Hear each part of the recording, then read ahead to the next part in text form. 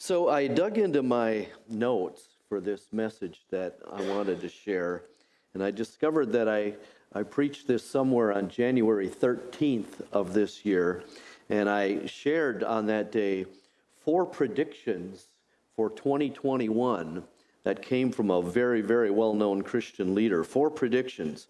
He said we should prepare for uncertainty, instability, I love this next term, economic strangeness. And the 4th one I'll share later, but kind of sounds like this year, doesn't it? That's what we've had. That's it, right there. So, one of the challenges of life that we must conquer or be conquered by is unexpected change. And boy, have we had it in the last year. Unexpected change. So some of us have lost jobs. Some of us have started new jobs. Some of us have had significant illnesses. We've lost loved ones. We've all experienced serious inflation and shortages. Some of us have moved. We've all experienced sweeping political changes in our world and cultural changes and moral changes. We've been through this pandemic.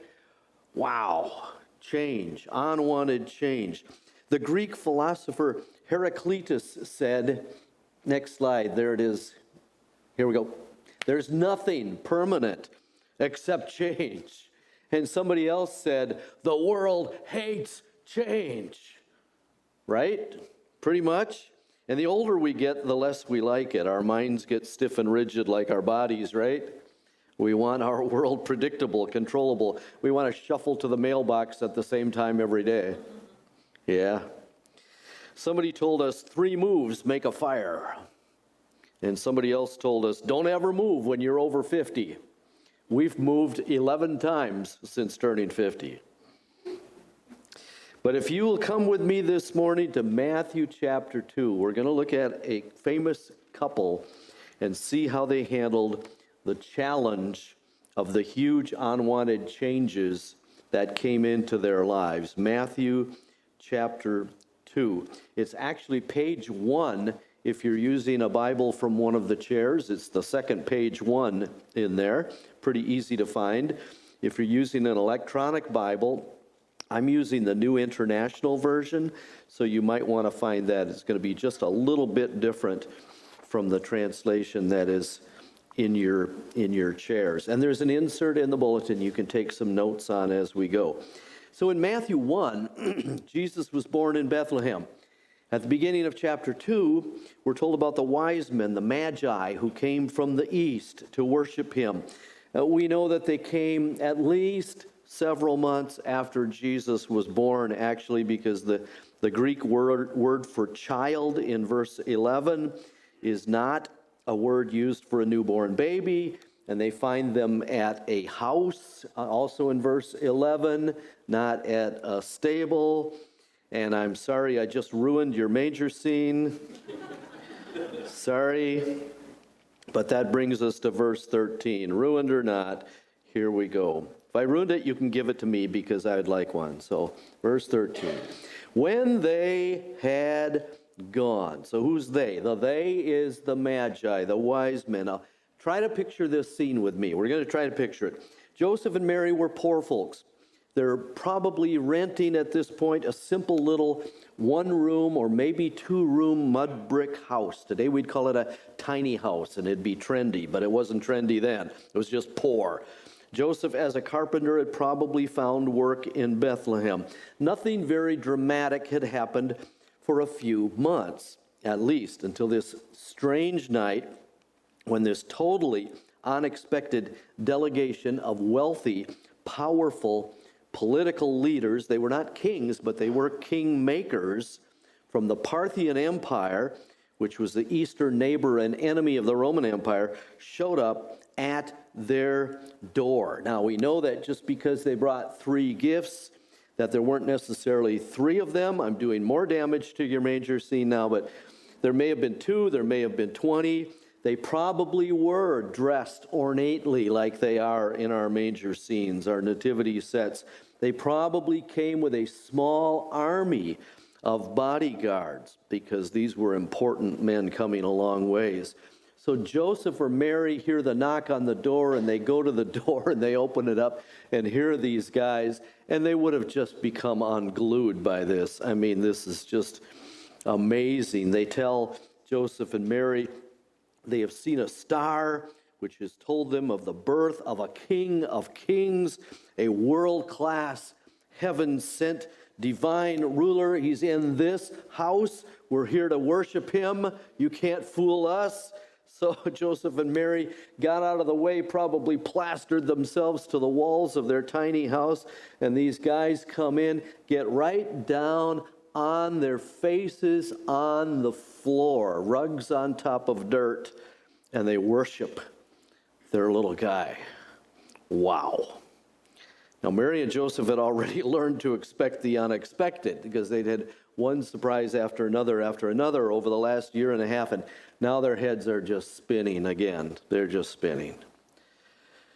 So the wise men left probably in just a few minutes because of the Herod factor.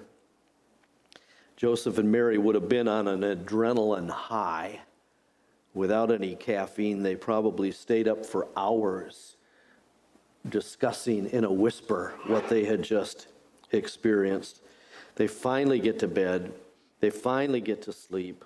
And just when Joseph is getting into some serious REM sleep, he's dreaming about what could be purchased with gold and frankincense and myrrh. He's thinking snowmobile, jet ski, cabin up north, bass boat, 4x4. It says that, verse 13, an angel of the Lord appeared to Joseph in a dream. Get up, he said, take the child and his mother and escape to Egypt. Stay there until I tell you, for Herod is going to search for the child to kill him. Angel pushed the gold and the frankincense and the myrrh and the snowmobile and the jet ski and the cabin and the bass boat and the 4x4 out of the way with this stuff, and it was forgotten. Traumatizing commands. My goodness, life-changing stuff. Think about it. I mean, get up right now. Move now. No 2 weeks notice anywhere. No official change of address cards. No 30 days notice to the landlord. No letters or phone calls to relatives. No calls to utilities. No going away parties. Just get up, go now, out of the country to Egypt, the place where the Jewish people had been enslaved. The symbol in the Bible of the evil, seductive world, the very place where God kept telling his people, don't go back to Egypt, don't go back to Egypt, don't go back to Egypt. And now they're going to Egypt. So a few of you, raise your hand, and in just a word or two, no stories please, but tell us where you would not want to be told you're going to move. Okay, just raise your hand. Tell us where you do not want to be told you have to move. I know you have an answer because you're whispering to your neighbor, and it is. Where do you not want to move? Kentucky? All right, somebody else. Where do you not want to be told to move? Back at the sound booth. Chicago. I'm with you. Somebody else.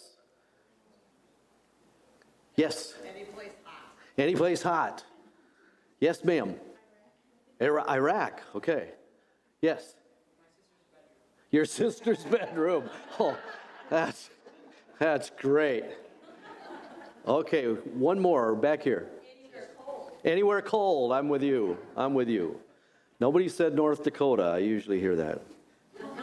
Egypt was where Joseph and Mary did not want to move. They would have raised their hands and said, Egypt. Joseph didn't argue. He wasn't given any opportunity. It was not a conversation. It was just a command. So verse 14. So he got up, took the child and his mother. How do you take your wife? But anyway, he did. During the night and left for Egypt. Just like that. They're gone. Now, anybody doing that today we'd be very suspicious, right? Especially if you're the landlord. We had a man who attended our church in Grafton, Wisconsin. We knew he had a pretty strange family of origin because his parents had given him the same first name as his last name, like John, Fred, Steve. You get the picture? Okay. And then eventually he told us that in his childhood growing up, they frequently moved in the middle of the night on a Greyhound bus. And he wouldn't tell us what his father did for a living, but what Joseph and Mary did had to look really strange. No conversation is recorded as having taken place between Joseph and Mary, but of course there was a conversation. Mary was probably only slightly awake when she heard the name Herod, their psychotic king. He was so paranoid, he killed anyone he viewed as a threat, which included one of his own sons, his mother-in-law, his favorite wife, and his brothers. He said Herod is going to search for the child to try to kill him. And Mary was wide awake instantly. And she didn't need much convincing. She'd already learned to trust her husband's angel stories. That's why they were married. She believed that God would lead her through her husband, and she was going to trust God. If you can't trust your husband, trust God. And she did. So they loaded up their donkey cart, if they had one, or maybe just the donkey without the cart, as in the picture. Middle of the night, they were gone, just like that. Verse 14, back to verse 14. So he got up, took the child and his mother during the night, and left for Egypt, where he stayed until the death of Herod. And so was fulfilled what the Lord had said through the prophet, out of Egypt I called my son. So we're going to stop and share a principle for meeting the challenge of change. The first principle is this: follow God's changing, unchanging plan by faith. Follow God's changing, unchanging plan by faith. And I need to explain that weird term that I just used, changing, unchanging. So God has in heaven a secret and unchanging plan for your life. It takes into account every decision you'll ever make, every change you'll ever experience. It's an unchanging plan because God knows everything, the end from the beginning. All our uncertainties are certainties in this plan, and all our possibilities are realities in this plan. Okay? But here on earth, especially in the 21st century, God's plan for you involves many changes, many surprises. They're no surprise to God, but they are surprises to us. And if we're going to follow God's changing, unchanging plan, we can only do it by faith. Now, we throw that term around a lot, by faith, by faith, by faith. But it means, in this kind of situation, that we are obedient every day to what we know is the right thing to do. God shows us the next step, and we take it. That's it. That's following his plan by faith. He wants us obedient in the dark. Obedient in the dark. He never offers to show us the whole plan. We like that, we think, but he won't do it. God always insists on being God. He only promises to show us the next step, and he will only show us the next step if we agree ahead of time that we will take it. That's the deal with God.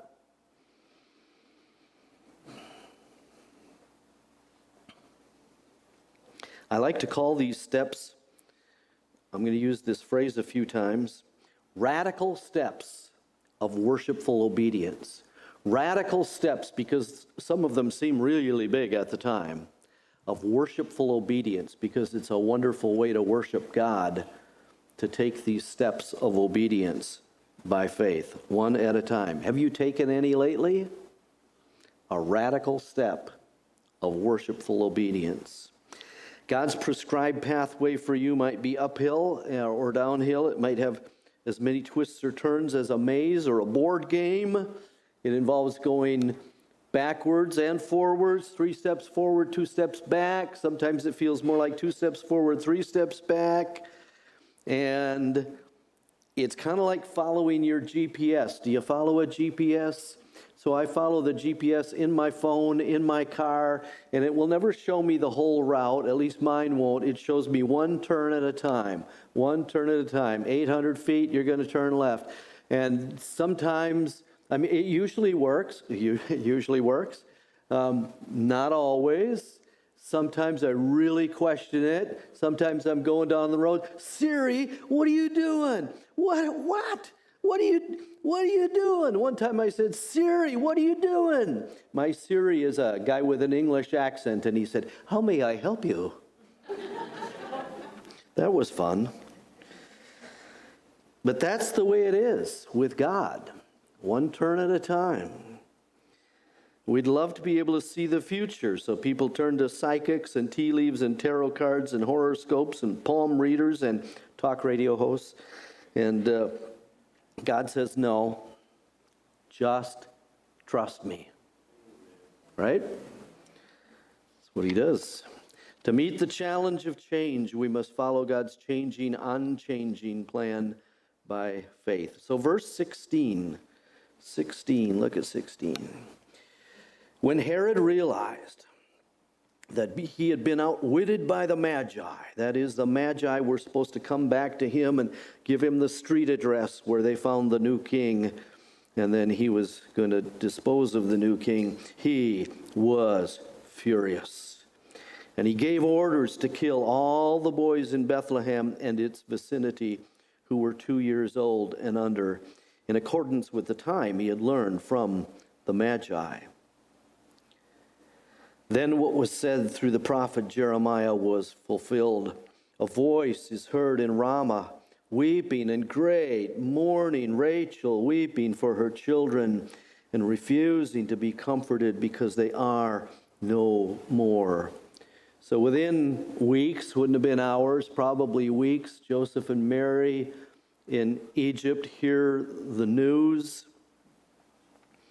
It reaches their ears, and they are horrified. They would have been horrified. This was a bloodbath. So a little piece of them was ever so grateful that their child, God's child, had been spared. But because of their child, about 20 little boys had been slaughtered. This village was just traumatized. The whole village was in shock. Now imagine trying to work that out in your head, huh? Trying to work that out in your heart. And the truth is that as we follow God's changing, unchanging plan by faith, our good God allows some things to happen to us and happen around us that are strange or even awful, right? We've all had them in our lives, to us or around us. Just some awful things, very mysterious. There's always somebody like Herod around doing something terrible. And we know that in the sweet by and by, God is going to give the Herods of history what they deserve, but in the nasty here and now, in the meantime, it's a mean time, right? It's a mean time down here. Verse 19. After Herod died, and that was only the beginning of his problems, right? After Herod died, an angel of the Lord appeared in a dream to Joseph in Egypt and said, "Get up, take the child and his mother, and go to the land of Israel, for those who are trying to take the child's life are dead." Now, think with me about what these two have experienced in their short relationship with Jesus Christ. They had been happily betrothed, sort of like our engagement, but legally binding. The angel Gabriel had appeared to Mary, telling her she's going to bear the Son of God. Word gets around that she's pregnant. Joseph is ready to divorce her. An angel appears to Joseph telling him to complete the marriage process. They did, very quietly. Then they had to go on this very unwanted trip to Bethlehem for the census, right at Christmas. I mean, really. They said, come on. Baby is born there in a stable. They stay there, probably because of Bible prophecy. They stay there. It's only 40 miles away, and it's a little town about the same size as Nazareth, but probably a very different culture, actually. Then they have to go to Egypt. They probably went to a Jewish community in Alexandria, which was a world-class cosmopolitan city, okay? Very different culture, fast-paced, everybody walking around staring into their smartphones, this kind of place, crazy traffic. Joseph found some work, but everything is strange. Construction methods are different. Everything looks like this. Okay, that's a pyramid. That's all right, thanks. So it's less than a year that they've been there, and now they're going back to Israel again. And they're thinking, okay, how long before somebody tries to kill him again? So here's the second principle for meeting the challenge of change. Just learn to expect frequent change. Learn to expect frequent change. Expect the unexpected. Be prepared to be surprised. You might as well get good at it.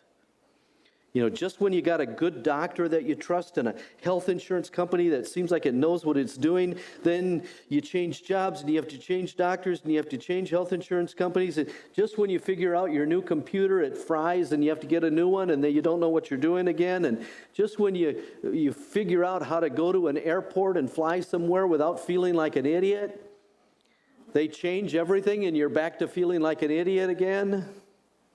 You haven't been with me, have you? Okay. It's the way it is. You can expect highs and lows and dangers and inexplicable tragedies and unsolved mysteries, and you might as well learn to see the positive side of even unwanted changes because they're going to come. The positive side will be there if you look for it. So those things to expect for 2021, if I can go back there: uncertainty, instability, economic strangeness, and then the fourth one was opportunity. Opportunity. And maybe you experienced that. So back to that saying again, the world hates change. Here's the rest of it, but it's the only thing that brings progress. In our Christian growth, God sees us when we are stuck, and He rocks our world. In Wisconsin, He moves our cheese, right? And He knows how to do it. If you're a Christian, as one writer said regarding the tough things that happen to writers, he said, for a writer, there are no bad experiences. Everything that happens to you is usable material. It's usable material. It's like that junk that you guys keep out behind the garage or in the basement or in the garage. It's going to come in handy someday, right? And it does too. It does. That layover you had in Louisiana, that firing in Phoenix, that breakup in New Berlin, that breakdown in Brainerd, that awful job you had in Joplin, that illness you had in Indianapolis. If you're a writer or just a Christian, it's usable material. It's all usable material. Will you look at verse 21? 21. I'm going to do something weird here because I'm going to add one word to the text. Again and again. God will forgive me. I hope you do too.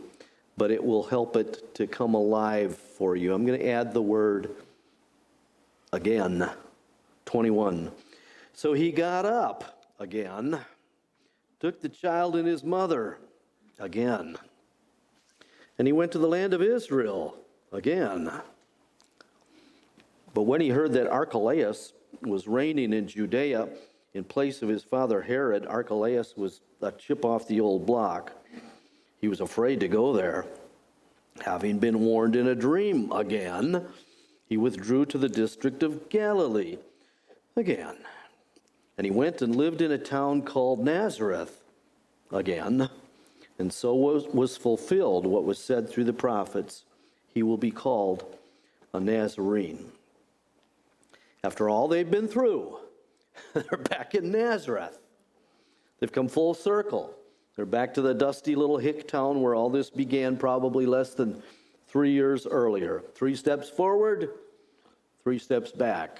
That's what it seemed like. Mary said, Joseph, we don't seem to be getting anywhere. Joseph said, yeah, I know, I thought we'd be getting ahead by this time. They're right back. From here, it can look like we're going around in circles. And from heaven, the view is different. And something that we American Christians need to get out of our heads is that God is as concerned with our investment portfolios. Do you have an investment portfolio? As God is. If you're not a believer yet, God will do anything in love to get you to the place where you will trust Jesus as your Savior. He'll take away whatever he has to take away from you, and it's a loving thing. And if you're a believer in Jesus, he'll do it all again if he has to get us to maturity, to get us to holiness, and it's a loving thing for him to do. He doesn't care about our investment portfolios like we do. From heaven's vantage point, if we're obedient, if we're taking those radical steps of worshipful obedience and we're growing, we're becoming more like Jesus, then we are going places. We are getting ahead. Which brings us to a third principle for meeting the challenge of change, which is just simply accept God's secret change-filled plan for your life. Just accept it. Just accept it. Deal with it. There's a word I want to show you. I hope it's the same in your translation. It's a term I want to show you in 15 and 17 and 23. Would you look back at verse 15? Verse 15, where he stayed until the death of Herod, and so was fulfilled. You see that? Okay, look at 17. 17. Then what was said through the prophet Jeremiah was fulfilled. See that one? And then 23. And he went and lived in a town called Nazareth, so was fulfilled. There's so many things we don't understand. There's so many times when we say, now why did that have to happen? You know what I mean? And if God wanted to, of course, he could answer out loud and tell us exactly why that had to happen. Some things have to happen. You know what I mean? So early spring of 2018, we got word that our son and daughter-in-law were going to abduct our grandsons and move to Abu Dhabi, United Arab Emirates, for 2 to 6 years. We had planted ourselves in the Twin Cities area so we could be close to them. And then off they go. But about a week later, we heard about a job opening here in Wisconsin for a denomination that it had my name written all over it. I mean, we couldn't have missed it. And so I applied for the position. We were thinking, good grief, if the kids are going to go to the other side of the world for 2 to 6 years, we might as well go to Wisconsin for a few years, right? Not going to hurt us. So I applied for the position, and of course I was hired for it because it had my name written all over it. And I started 3 years ago. It took us a while to get moved, but in February of 2019, we got moved to Wisconsin Rapids. It was a wonderful position. I just was having a blast. And 13 months after we got moved, the position was eliminated. And of course, I looked up to heaven a couple of times, a couple thousand times, and said, now why did that have to happen? But I knew what I needed to do. I knew almost immediately I needed to take the next radical step of worshipful obedience, which for me was becoming a church consultant missionary, which was kind of crazy, but I knew that was the right thing to do. And I did, and the ministry has been the joy of my life that I can clearly see God spent 68 years getting me ready to do. Every day has been a joy, and I'm literally glad that I was hired, and I'm glad that I was fired. That's why that had to happen. So in The Fiddler on the Roof, the play or the movie, Tevye the milkman looks up to heaven, and he says, you know what he said. He said, "Would it spoil some vast eternal plan if I were a wealthy man?" And of course, God could have answered, and he would have said, yes, it would. And so it is. There's just no way around the need to accept God's secret change-filled plan for your life. Only God knows how many changes have happened to you so that some very important things could be fulfilled through the crazy, confusing, convoluted, change-filled maze of your life. So what are we going to do? Here's what we're going to do. Here's what we're going to do. We're going to follow God's changing, unchanging plan for our lives. We're going to trust him. We're going to obey him. We're going to keep taking the next radical step of worshipful obedience. Right? Right. Amen. We're going to learn to expect frequent change. We're going to get good at it. Maybe you know the proverb, "Blessed are the flexible, for they shall not be bent out of shape." Did you know that one? Yeah, learn that one. Learn that one. We're going to change our attitudes toward change, and then we're going to accept God's secret change-filled plan for our lives. So I've come across some great attitudes toward unwanted change that I want to leave you with, and I think you'll enjoy these. So it was William Cowper who said, "Variety's the very spice of life that gives it all its flavor." Yeah, and I love spices. William Lloyd George, British statesman, said, "With me, a change of trouble is as good as a vacation." Well, I don't agree either, but I'm glad he felt that way. And then finally, Washington Irving, best known for The Legend of Sleepy Hollow. Okay, anybody here ever ride on a stagecoach? I have. Anybody else? Okay, I can tell you anything I want then, but he said, "There's a certain relief in change, even though it be from bad to worse." Next slide. "As I have found in traveling on a stagecoach that it is often a comfort to change one's position and be bruised in a new place." Isn't that great? And then there's the Western couple that got so sick of the stupid, unwanted, uninvited tumbleweeds that kept blowing up against their house and their barn and their fences. They got so disgusted with them that they started a website and they got some shellac and some boxes, and they started shellacking the tumbleweeds and shipping them to people back east who thought they were cool. Isn't that great? To meet the challenge of change, follow God's changing, unchanging plan by faith. Learn to accept frequent change. Accept God's secret, change-filled plan for your life. So here's a prayer. Don't pray it yet. I double dog dare you to pray it with me, but just a minute. This next year, Father, with your help, you've got a couple months to think about it. Next year, I will trust you. Month and a half. I will trust you for the unexpected changes which you'll bring into my life. If you dare to pray that, pray it with me out loud, and then we're done. This next year, with your help, I will trust you for the unexpected changes which you'll bring into my life. Amen. Thank you.